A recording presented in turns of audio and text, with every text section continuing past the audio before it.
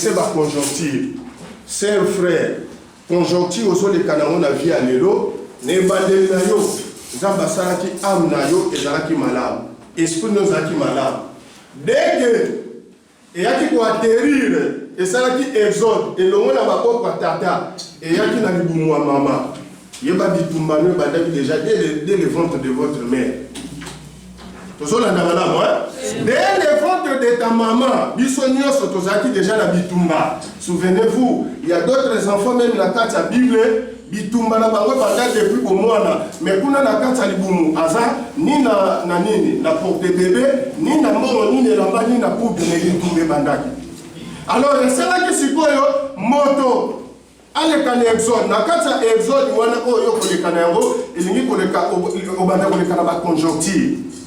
Il y a un moment de difficulté, comme à la carte à bon moyen, pour passer un exode à vie. Conjoncture, wana sikoyo, et si kayawe atretaka, alliance na moutouko na kolakisa ye grandeur na ye. Il y a un moment de la carte à exode, et c'est là qui Moïse aya pour libérer bana Israël, abanda ko traverser baro sikoyo na ba circonstance pour bazonger la crainte de l'Éternel. Toujours dans le livre Exode, quand on a dit, de comment on a la relation, ça qui bien et pas d'année.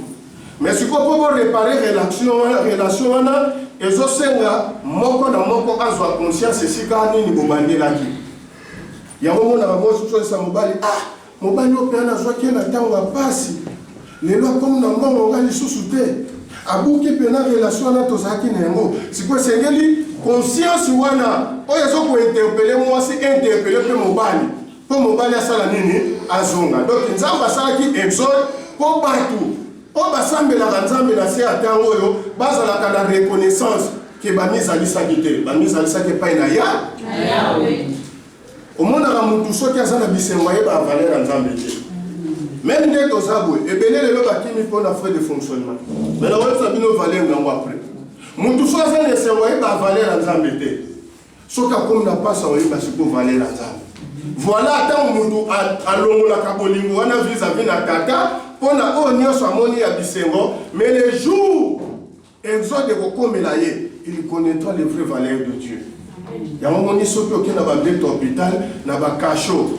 Bato nyoso bazaki arrogant na mokili na momoyo atala ka lisusu elambate atala ka lisusu azana ngote moto azana kasho azosenga botala RTL alobi to makambo ya Covid ebimi atali ba millions azana ngote biso ki bozwa nyoso bozwa botikaka nazala libre moto muso azana hôpital alobi ah oxygène oyo nazo somba yango na ba milieu du jour nzambe soki moye zali zwanoka bomemo na nga nyoso tikanga pe mano anati nazala nango libanda na longo na mbeto hôpital un jour yango na nde il faut exode zalaka na vie ya bato o balukaka nzambe na mokili sans exode il y a personne qui va connaître d'où il est d'où il vient pourquoi valeur nzambe za na mokili ya mon exode esenga sikoni Montu au comprendre des grandeurs en Zambie. Il y a un moment où Israël a livre Exode, bah mon aki bikamu ibele. Bikamu on a nzamba wande conseil la bango pona la kisabango ke oyo bango bazomona. O bango bakoluka na mokili. Nyoso, nangu ya nyoso ya mai, nangu ya nyoso ya zamba, nangu ya nyoso ya désert. Nyoso simba mina loboko na ya.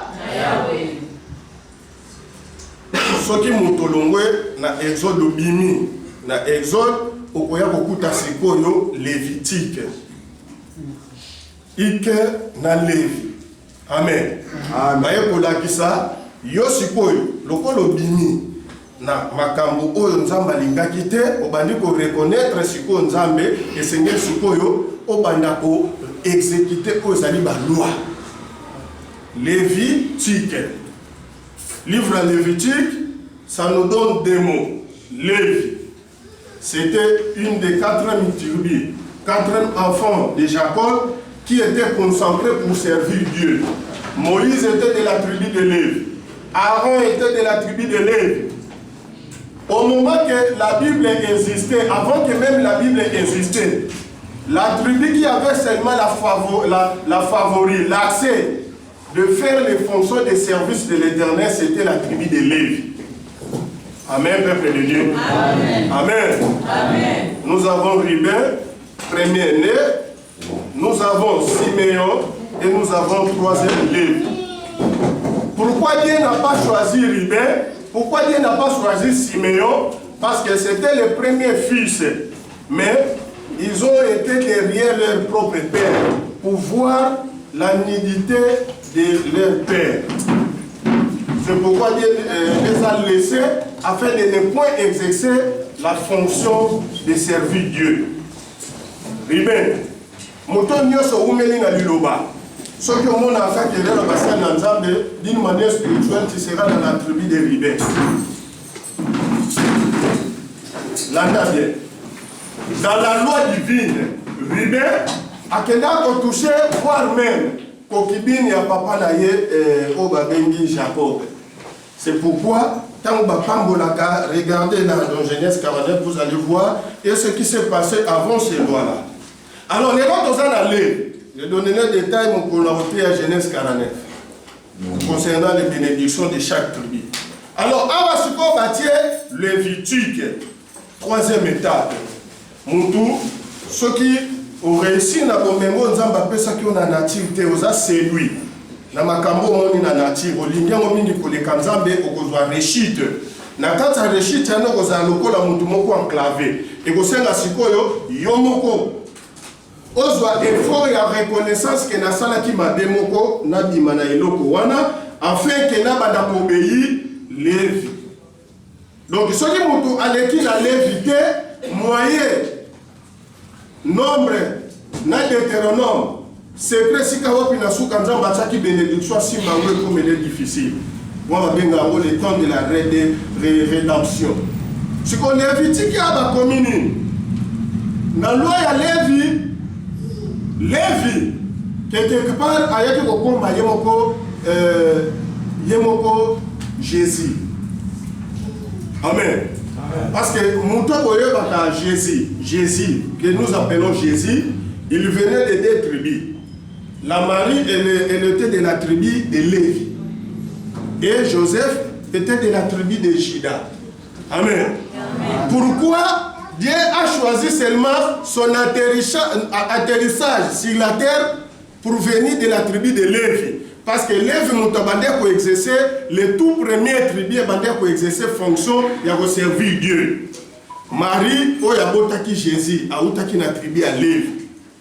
Donc, grâce, l'obiko, pour sauver mon kili, et outi na deux tribus. Tribu à Lévi, le col à Lévi, a sopaka beaucoup plus matila, à l'ensemble associé la tribu à Juda. Or, tribu à Juda, c'est qui tribu à guerrier. David, Bazaki, la tribu de Juda,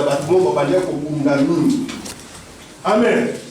Bazaki peut tribu à libérateur. Alors, si on est là, j'essaie un peu de vous amener là où nous y sommes dans le conseil de ce matin. Parce qu'aujourd'hui, c'est la loi lévitique. Nous sommes dans la troisième étape. Parce que lorsque vous avez commencé cette église, vous n'avez pas eu de mauvaises intentions vis-à-vis de cette église. Mais par après, à s'habituer, le diable ne se voit pas entre nous, entre la société, par les oui-durs. Parce que vous venez d'apprendre par des gens, ça peut détruire même ta croyance vis-à-vis de ton Dieu. L'église, il y a ceux qui ça peut te détruire même ta croyance vis-à-vis même la parole. C'est pourquoi nous insistons dans ce milieu-là. Ne soyez pas, ton oreille ne peut pas commencer à toujours écouter les oui-durs. Ça sera comme il peut te donner la piqûre, ça cause de la maladie sur ton corps. Vis-à-vis de biloko comme sous, ce que nous avons mingi et pour faire du même une fois. Parce que pour mon temps à l'église, est-ce que à mon agabatier ne beaucoup d'années libala mon ne tout avant côté église. Avec un makambo yokati. C'est une beauté. Mais le diable aussi pour faire rejeter elle. Et c'est comme makambo yoka. Alors dans ta vie pour construire ton meilleur, pour construire ce qui est la bénédiction que tu cherches devant ton Dieu, sois vigilant dans ce que tu vas commencer à attendre. Ton oreille, quel que soit là où tu es, dans le milieu que tu sois, il faut écouter beaucoup plus la parole de Dieu. Amen. La parole des hommes, il faut négliger cela. La parole satanique, qui doit t'apporter rien du tout, qui doit te construire de rien, il faut les négliger. Mais cette parole, que vous tous ici ensemble, nous venons pour attendre, c'est la parole que vous pouvez garder dans vos cœurs, afin que Dieu vous donne la vie, même pas dans ce corps, mais les jours que vous allez faire passer votre corps sous la terre, votre âme ne perd pas, mais votre âme est la vie éternelle. Amen. Amen. Loi lévitique, Lévi, abandi sikoyo kopesa